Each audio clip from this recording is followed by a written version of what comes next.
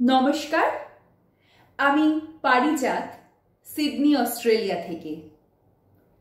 আমার পরিচয়, আমি একজন গল্পকার বা কথক। কথকই বলবো, কারণ নানান শ্রুত গল্পদের চেষ্টা করি আমি নিজের মতন করে সকলের সামনে তুলে ধরতে। আমার ইতিমধ্যেই ৬টি বই প্রকাশিত হয়েছে।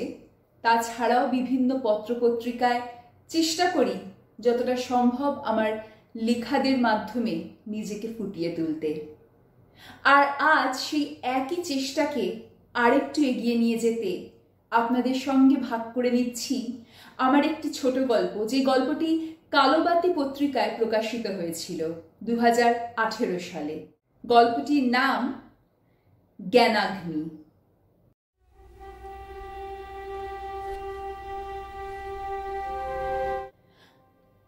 আমার এই সামান্য কটা জিনিসের ভার যদি আপনি নেন, আসলে না, মানে আপনি যদি দেখে শুনে এগুলো নিজের ভেবে নিয়ে নেন, আমি তাহলে ওই আর কি, যাকে বলে এ যাত্রায় বেঁচে যাই। বরেণ্যবাবু হাত কচলান ভালো করে, চোখে এক অজানা আকুতি। ভদ্রলোক আমার জন্য যা করেছেন, এরপর ওকে না বলাটা সত্যি কথা বলতে আমার কাছেও ধৃষ্টতাই। তবুও ডিসেম্বরের শেষাশেষি, জাঁকিয়ে শীত পড়ে এই সময় পাহাড়ের এই দিকটায়। আমি যখন প্রথমে না থাক, জায়গাটার নাম না হয় উজ্জয়ই রাখলাম। ও নাম যদি আপনাদের চেনা থাকে, তখন আবার যদি আপনারাও এসে জোটেন এখানে, সত্যি কথা বলতে তখন যে আমার ঠিক কি করণীয় হবে, তার থেকে সই বরং থাক আমার এই পাহাড়ের নাম। তা যা বলছিলাম, আমি আসলে একজন সুপ্রসিদ্ধ ভবঘুরে হিসেবেই নিজের পরিচয় দিয়ে থাকি। টুকটাক কাজকর্ম করি বটে এদিক ওদিক, তবে তা নিতান্তই বাঁচার খাতিরে। তার চেয়ে বেশি খুব একটা মাথা ঘামাই না আমি ওই চাকরি বাকরি নিয়ে, যতটুকু প্রয়োজন আর কি। পথেই থাকবো বলে ঠিক করেছিলাম কোনো একদিন, কোনো অসময়, বেশ কিছুকাল আগে। আজও তাই ঘর ছাড়াই আমি স্বেচ্ছায়। সঙ্গে করে তাই অতীতটুকুও আর বয়ে আনিনি কোনোভাবে। ওই বোঝা এড়ানোটাই সত্যি কথা বলতে খুব দরকার। বিশ্বাস করুন। যা হোক, যা বলছিলাম, ওই পথে পথেই থাকি আমি। তবে ভুল বুঝবেন না, আমি কিন্তু ভিখারি নই মোটেই। খাওয়ার জন্য ওই লোকের কাছে হাত পাতা আমার ধাতে সয় না ঠিক। আমি আসলে নিজেকে এই গোটা পৃথিবীর একখণ্ড হিসেবে ভেবে নিয়েছি। তাই বাস করি পরম নিশ্চিন্তে এই পৃথিবীর বুকেই। কাজ চালানোর মতো যা রোজগার করি, তা দিয়েই আবার পরের ঠিকানার খোঁজে নেমে পড়ি যে কোনো সময়। সত্যি কথা বলতে ওই ঘুরে বেড়ানোর পেছনে আমার যা খরচা হয়, এই আর কি, সেটুকু জমাতে পারলেই ব্যাস আবার বেরিয়ে পড়ি। কোনো জায়গা খুব ভালো লেগে গেলেও ২-৩ মাসের বেশি অবশ্য থাকি না। আসলে ওই মায়া জিনিসটাই আর বাড়ানোর কোনো মানে খুঁজে পাই না। তবে সত্যি কথা বলতে গেলে কিন্তু এই স্বদেশে এসেই যা হোক বেশ বিপদে পড়লাম এবার। এমনিতে শীতকাল আমার বেশ পছন্দের, সেই জন্য পাহাড় পর্বতেই বেশি বিচরণ করা হয় আমার।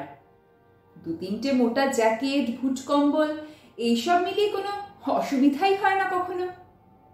তবে এবার যেন ঠান্ডাটা কিঞ্চিত বেশিই পড়েছে, বা হয়তো শয়ের দেশের এমনই দস্তুর।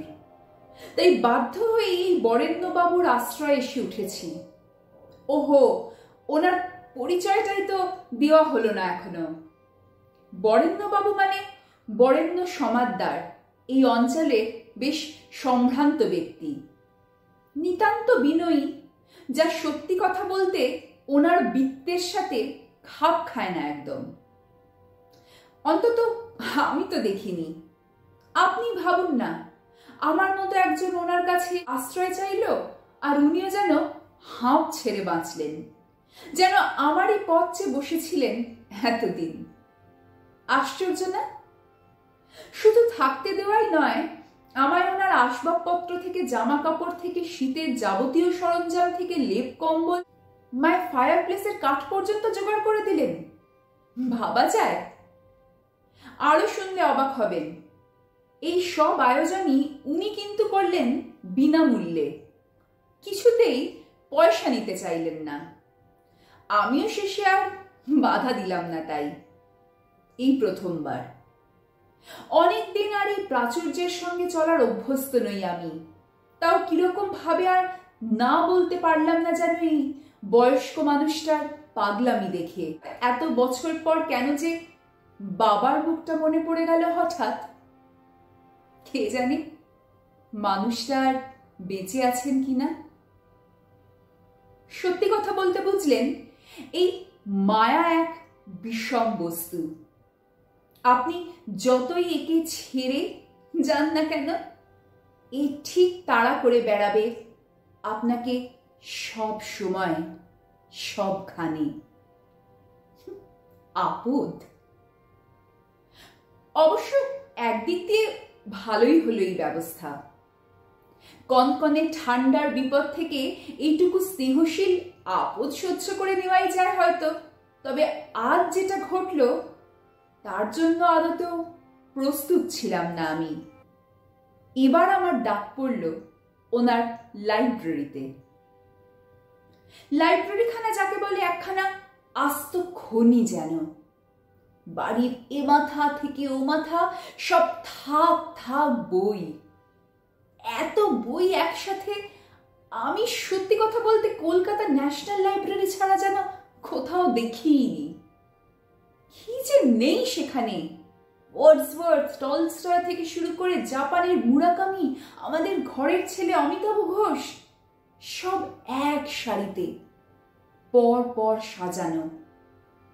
বাংলার কথা আর নাই বা বললাম, রবীন্দ্রনাথ, নজরুল তো আছেনই, বাংলা সাহিত্যের ইতিহাস প্রসিদ্ধ বেশ কিছু দুর্লভ বইয়ের সম্ভারও ওনার ওখানেই।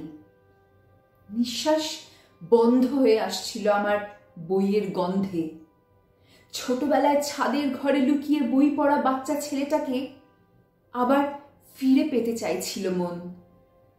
ঠিক তখনই অকাল বর্ষণের মতো ধেয়ে এলো এই অদ্ভুত প্রস্তাব। সত্যি কথা বলতে বীরেন্দ্রবাবুর কথা মতোই সামান্য আয়োজন দেখে আমি বেশ ঘাবড়েই গেলাম এবার। মানে কি বলছেন বরেণ্যবাবু? এই এত বই! আমি ভবঘুরে মানুষ, আজ আছি কাল নেই, আমি এত বই নেব কিভাবে? আর তাছাড়াও এ তো আপনার সংগ্রহ করা, আপনি আমায় দিতে যাবেনই বা কেন এসব? আর সেরকম কিছু হলে পাড়ার লাইব্রেরির সাথে যোগাযোগ করে নেওয়াই তো ভালো। আবার মানে আমায়? ফস করে ভদ্রলোক আমার হাতখানা চেপে ধরলেন। না ভাই, এটুকু উপকার আপনাকে আমার জন্য করতেই হবে। এই এত বইয়ের ভার আপনাকেই নিতে হবে। আপনি না হয় ব্যবস্থা করে তারপর সব বেচে বুচে দেবেন, যা লাভ হয় সব আপনার। কিন্তু আমি আমি আর পারছি না জানেন। বয়সও হচ্ছে, তার উপর প্রতিদিনের রক্ষণাবেক্ষণ, নতুন বইয়ের অর্ডার দেওয়া। না ভাই, এইসব আমার দ্বারা আর হচ্ছে না। তুমি যা হোক কিছু একটা করো। এই আপনি থেকে তুমিতে সম্পর্কটা নেমে আসায় সত্যি কথা বলতে ভালোই হলো। আমার জড়তাও কেটে গেল পুরোপুরি। ওনার কথাখানা আর অতখানি চমকিত করলো না আমায় এবার। মনে মনে বেশ নিশ্চিন্তই হলাম। যাক, এর মানে এই শয়ে যতদিন আছি আমার অন্ন সংস্থানের অভাব হবে না অন্তত। তবু সৌজন্য খাতিরে একবার জিজ্ঞাসু মন নিয়ে প্রশ্নটা করেই ফেললাম। যখন এখন আর বই বিশেষ পড়া হয়ে ওঠেই না, তবে এত নতুন বই এইদিকে যে ডাই করে পড়ে এত বই রোজ কেনেন কেন? বরেণ্যবাবু কি যেন বলতে গিয়েও গম্ভীর হয়ে গেলেন হঠাৎ। আমি নিরুপায় যে বাবা, এর খাদ্য সংস্থানের দায় বাপ ঠাকুরদার আমল থেকে আমাদেরই নিয়ে আসতে হয়েছে। রেহাই পায়নি এই পোড়া বংশের কেউই। জ্ঞান বৃদ্ধি না হলে যে সমূহ বিপদ, এক জায়গায় স্তব্ধ হয়ে যাবে তখন সময়। সত্যি কথা বলতে কিছুই ঠিক বুঝে উঠতে পারলাম না আমি। বড় লোকের খেয়াল, এই ভেবেই উড়িয়ে দিলাম ওনার শেষ কথাটা। শেষ কারণ এসব নিয়ে আইনি লেখালেখি আর দানপত্র তৈরির পরদিনই হঠাৎ করে হৃদযন্ত্র বিকল হয়ে ভবলীলা সাঙ্গ করে বসলেন বরেণ্যবাবু। এই ঠান্ডায় এত বড় বাড়ির এই সুবিশাল লাইব্রেরি ঘিরেই গজিয়ে উঠল আমার নতুন মায়ার বাঁধন, আমার বইয়ে ঘেরা সংসার। বিশেষ কিছু অসুবিধা যে হয়েছে, সত্যি বলছি প্রথমেই কিন্তু টের পাইনি আমি। সকাল হলেই সেই যে ওই ঘরে সেঁধিয়ে যেতাম, বের হতাম ফের রাত্রিবেলা। 3 দিন পরে হঠাৎ এক দুপুরে পেট ব্যথা শুরু হওয়ায় চমকে গেলাম ভীষণভাবে। আর সাথে সাথেই এক অজানা ভয়ের স্রোত আমার শির দাঁড়াবে নেমে গেল। খেয়াল করলাম এই 3 দিন যাবৎ কিছুই মুখে তুলিনি আমি।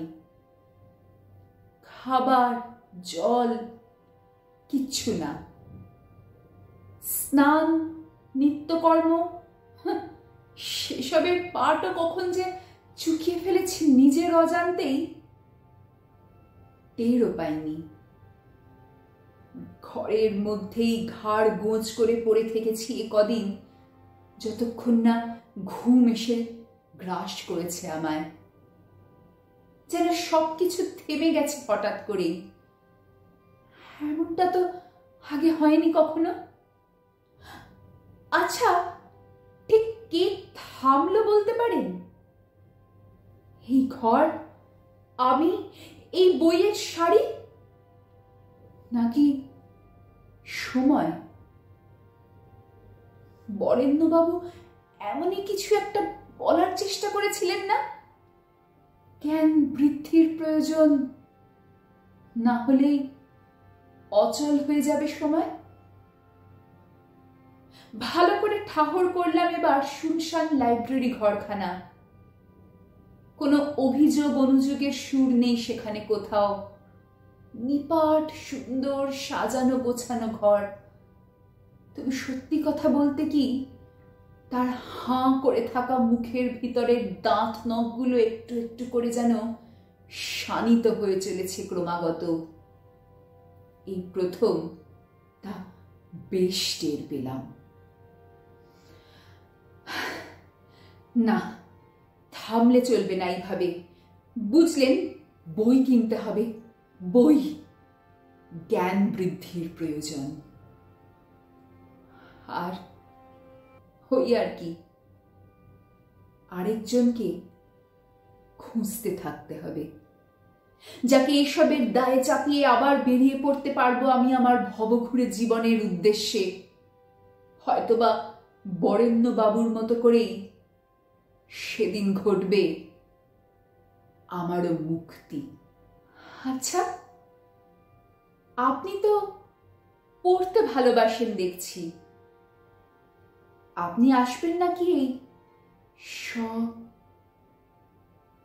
না, নামটা বরং বলেই দিয়ে এবার। পথ চিনিয়ে দেওয়ার দায় যখন, আমারই সবচেয়ে বেশি। সত্যি কথা বলতে অবশ্য আমার আর আজকাল তেমন তাড়াও যেন নেই আর। জানেন, আপনি আপনার সময় মতোই না হয় আসুন ধীরে সুস্থে, আমি ততক্ষণে দেখি আর কি কি বই আনানো যায়। বোঝেনি তো, জ্ঞান আহরণের দাবিতে ঠিক নয়,